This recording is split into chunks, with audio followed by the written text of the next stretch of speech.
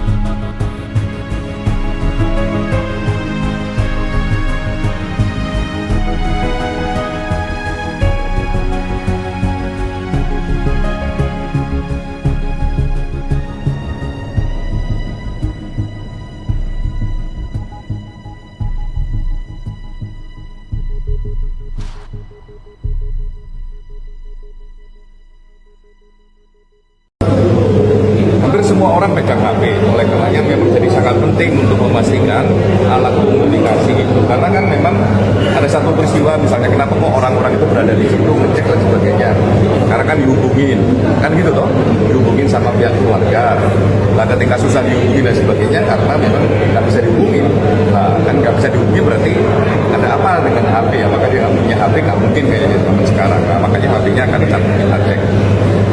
Download Tribun X sekarang, menghadirkan lokal menjadi Indonesia.